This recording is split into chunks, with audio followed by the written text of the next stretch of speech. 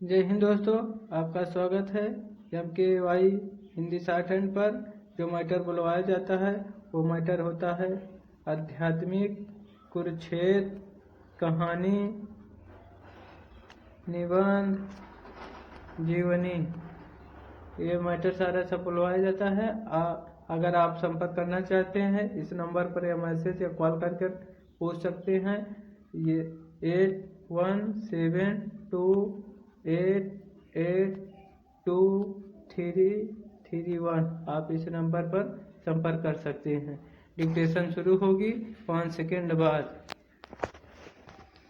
बाल तस्करी मानव अधिकारों का खुला उल्लंघन और गंभीर अपराध है। यह इस कड़वी सच्चाई की याद दिलाता है कि भले ही कानून की दृष्टि में दास प्रथा को समाप्त कर दिया गया हो, लेकिन व्यवहार में यह आज भी नए और भयावह रूपों में मौजूद है। भारत में जहां एक सशक्त संविधान और बच्चों की सुरक्षा के लिए अनेक कानून मौजूद हैं, वहां बाल तस्करी जैसे अपराध गहरी संस्थागत विफलताओं और सामाजिक उदासीनता को उजागर करते हैं। पिछले वर्ष दिसंबर में सर्वोच्च न्यायालय के एक महत्वपूर्ण निर्णय में इस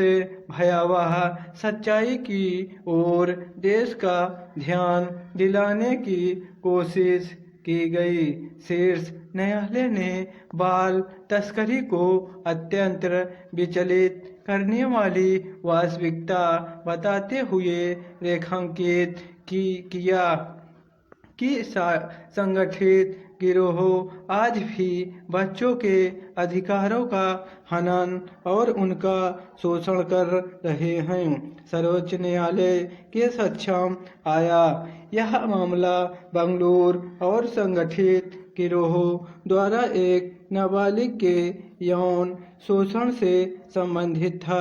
न्यायालय ने अनैतिक देह व्यापार निवारण अधिनियम के तहत दोषियों की सजा को बरकरार रखते हुए कहा कि इस प्रकार के अपराध मानव गंभीर गरिमा और प्रत्येक बच्चों को शोषण से बचाने के राज्य के संवैधानिक वचन की नींव पर सीधा प्रहार करते हैं। साथ ही स्पष्ट किया कि तस्करी का तंत्र बहुस्तरीय संरचनाओं के माध्यम से काम करता है, जिसमें उनका शोषण भी शामिल है। ये गिरोह अक्सर गरीबी, असमानता, पलायन तथा प्रशासनिक व्यवस्था एवं सामाजिक आर्थिक कमजोरियों का फायदा उठाते हैं। इन निर्णय का सबसे महत्वपूर्ण पहलू यह है कि इसमें बाल पीड़ितों की गवाही को किस प्रकार देखा और परखा जाना चाहिए, इस पर विशेष बल गया है। तस्करी के शिकार हुए बच्चे गंभीर मानसिक आघात से गुजरते हैं। ऐसे में उनमें यह अपेक्षा करना कि वे हर घटना को पूरी स्पष्टता और निरंतरता के साथ बयान कर सके, यह न तो व्यवहारिक है और न ही मानवीय है। सदमा और समय के अंतराल के कारण उनके बयान में कुछ असंगतियां होना स्वाभाविक है।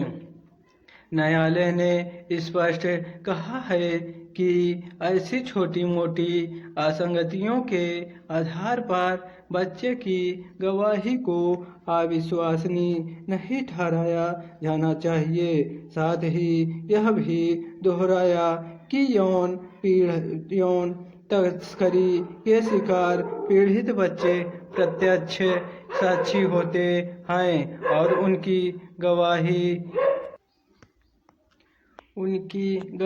को पूरा सामना दिया जाना चाहिए। अभी जो स्थिति है उस पर गौर करें तो जमीनी हकीकत अभी भी बेहद निराशाजनक है। केंद्रीय गृह मंत्रालय की ओर से संसद में प्रयुक्त आंकड़ों के अनुसार वर्ष 2018 से 2022 के बीच भारत में मानव तस्करी के 1659 मामले दर्ज किए गए। इसके बावजूद इसी अवधि में दोष सिद्धि की दर मात्र 4.8% रही।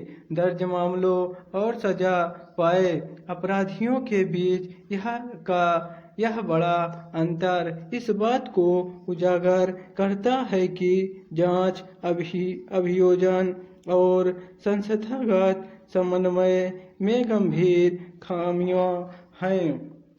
इससे तस्करों का मनोबल बढ़ता है क्योंकि उन्हें यह विश्वास रहता है कि सजा मिलने की संभावना बेहद कम है। दोष सिद्धि की कम दर के पीछे एक बड़ा कारण प्रशिक्षित मानव स्टॉक